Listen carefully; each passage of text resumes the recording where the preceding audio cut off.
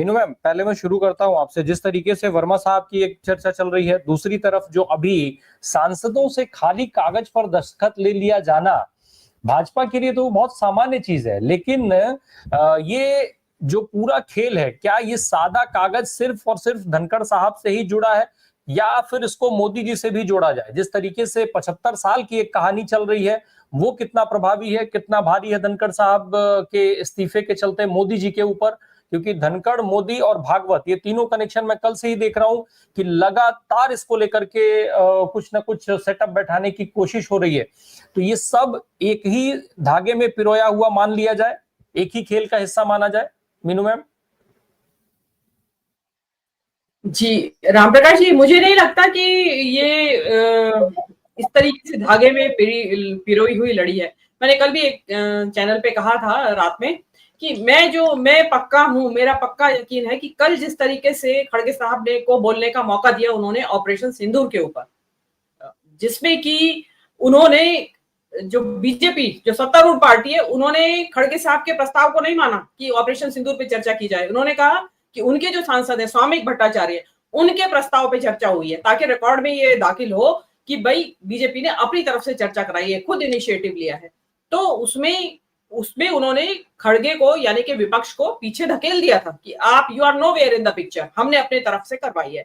लेकिन उसके बावजूद खड़गे साहब को बोलने के लिए न केवल बोले, खड़गे साहब ने वो सारी बातें बोल दी ऑपरेशन सिंदूर के बारे में जो कि बीजेपी और मोदी सरकार कदापि नहीं चाहते कि संसद के रिकॉर्ड में आए, दुनिया सुने और पब्लिक सुने भारत की। जैसे कि विमान गिराने की बात, प्रेसिडेंट ट्रंप के बारे में बात, सीडीएस चौहान के बारे में बात, मतलब जो भी सवाल अभी तक जनता के दिमाग में उठ रहे हैं वो सारे सवाल फटाफट खड़गे साहब बोलते चले गए। और अनप्रेसिडेंटेडली जो आपके धनखड़ साहब है सभापति, वो अनइंटरप्टेड बोलने दे रहे हैं उनको। वो कभी बोलने देते हैं खड़गे साहब को या किसी को भी विपक्ष के नेता को? उन्होंने बोलने दिया, वो चीज नागवार गुजरी है। अब इसमें हो सकता है कि पहले से कुछ उनकी स्कर्मिशेस या कुछ कॉन्फ्लिक्ट चलता आ रहा हो और उसका जो होता है ना कि बदला चुकाने का मौका उनको भी मिल गया कि ठीक है तुम मुझे बहुत परेशान कर रहे हो तो मैं भी बोलने देता हूं आज खड़गे को। और उसी खड़गे को बोलने के बीच में आपके जो नड्डा साहब है वो क्या क्या बोल रहे थे। देखिए, मैं ये कहना चाह रही थी कि मैं ये मानती हूँ, मतलब मुझे पक्का यही भरोसा है कि यही वजह रही है मेनली कि खड़गे साहब को बोलने का मौका जो दिया ऑपरेशन सिंदूर के ऊपर, और खड़गे साहब ने फटाफट सारी चीजें अंडरलाइन कर दी कि ट्रंप क्या कह रहे हैं, विमान कितने गिरे, सीडीएस क्या कह रहे थे और आपके और रक्षा अधिकारी क्या क्या बोल रहे थे। तो क्लैरिटी चाहिए हमें, ये बताइए कि हुआ क्या है एक्चुअली। तो वो चीज जो है मोदी सरकार किसी हाल में नहीं चाहती थी। ये इस चीज का प्रमाण ये है कि लोकसभा में जो बिरला साहब है अध्यक्ष, उन्होंने राहुल गांधी को, विपक्ष के नेता को बोलने नहीं दिया, जबान ही नहीं खोलने दी कि बोलेंगे तो ऑपरेशन सिंदूर पे बोलेंगे, इसलिए बोलने नहीं देना है। क्योंकि दोनों को एक ही ब्रीफ दिया गया था कि आपको बोलने नहीं देना है विपक्ष के नेताओं को, और हम कंट्रोल करेंगे कि हम बोल लेंगे और उसके बाद जैसे ही इनका बोलने का नंबर आएगा विपक्ष का, हम डिस्टर्ब कर देंगे कार्यवाही। और वहां अनइंटरप्टेड खड़गे साहब को बोलने दिया गया, तो उस चीज से सख्त नाराजगी है। और नड्डा साहब जानते थे इस बात को कि ये मना करने के बावजूद बोलने का मौका दे रहे हैं और चुप बैठे हैं बिल्कुल। तो वो चीज जो है बाद में जाके वहां शिकायत हुई है और वहां पे हिल गया है। लेकिन अभी आप यहीं तक हम लोग सोच रहे हैं, आगे आप पूछेंगे तो बात करेंगे। अभी हम बात कर रहे हैं, 3 नाम और आ गए हैं, उससे पहले की भी तो प्रोसेस है, चुनाव के दौरान जो प्रोसेस होगी, बहुत कुछ है। सरकार डगमगा गई है, अचानक जो ये हुआ है सारा डेवलपमेंट, ये बहुत बड़े इसके रेमिफिकेशंस हैं। इतना सिंपल नहीं है कि राष्ट्रपति ने इस्तीफा दे दिया और नया राष्ट्रपति चुपचाप से आके बैठ जाएगा। नो, बहुत कुछ होगा इससे पहले। जी मीनू मैम, क्या ये पहलगाम हमला से लेकर के ऑपरेशन सिंदूर और सीज फायर, ट्रंप के बार बार के स्टेटमेंट और एसआईआर के लेकर के जिस तरीके के सवाल पूछे जा रहे थे, एसआईआर को अभी हम थोड़ा किनारे लाते हैं, फिर से उस पर बात कर लेंगे। ऑपरेशन सिंदूर को ढकने की कवायद में धनखड़ साहब पहली कुर्बानी है, अभी इसमें और लोगों के विकेट गिराए जाएंगे। जी रामप्रकाश जी, आपने जो सवाल पूछा है वो मैं उसका जवाब बाद में दूंगी, क्योंकि बीच में बहुत सारी चर्चा ऐसी हुई जिसमें मैंने हैंड रेज भी किया था, आपने शायद ध्यान नहीं दिया।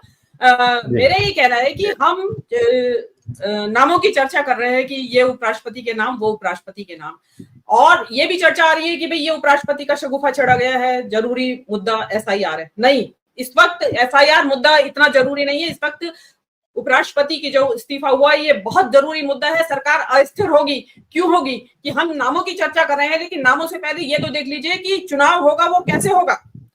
उपराष्ट्रपति के चुनाव में संसद के दोनों सदनों के चुने हुए और नामित सदस्य भाग लेते हैं। अब आप ये अंदाज लगाइए कि लोकसभा में सरकार बैसाखियों पे है।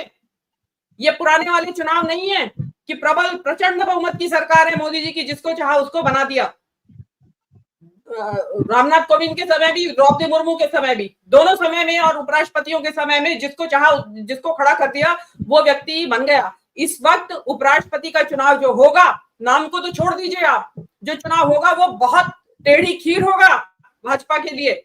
ये अचानक से जो स्थिति इनके सामने पैदा हो गई है, इन्होंने ये चुनाव मुद्दा तो चुनाव बिहार का था, लेकिन यहाँ खड़ा हो गया ये। और इसमें अगर आप देखिए कि इसमें क्योंकि बिहार चुनाव को लेकर नीतीश कुमार पलटी मार गए और नायडू साहब एसआईआर को लेकर पलटी मार गए, तो विड्रॉ हो गया सपोर्ट। और संघ ने मौका देख के, संघ समर्थित जो एमपीज है उन्होंने भी मोदी के कैंडिडेट को वोट नहीं दिया, तो सरकार तो ऑटोमेटिकली गिर जाएगी।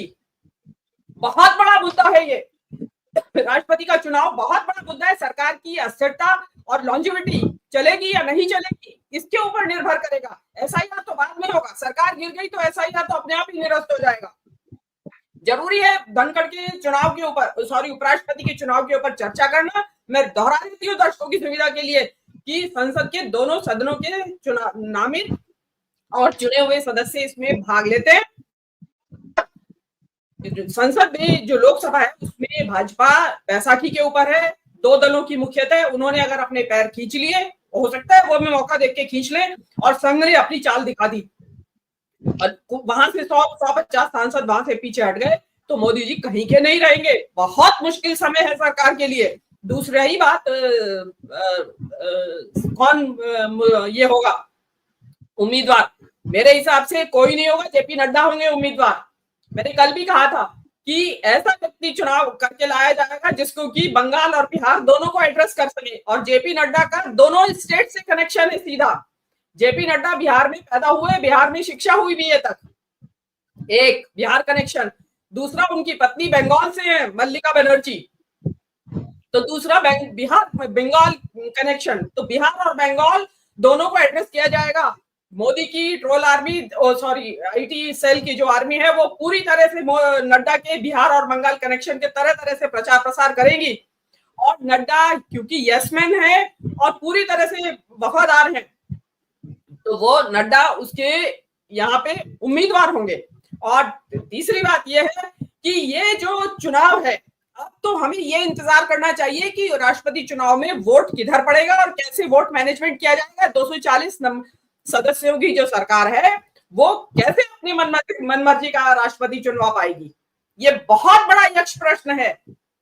नामों को तो छोड़ दीजिए पीछे, पहले ये तो डिसाइड करिए कि राष्ट्रपति चुना कैसे। नंबर ही नहीं है इनके पास, सरकार गिरेगी जी।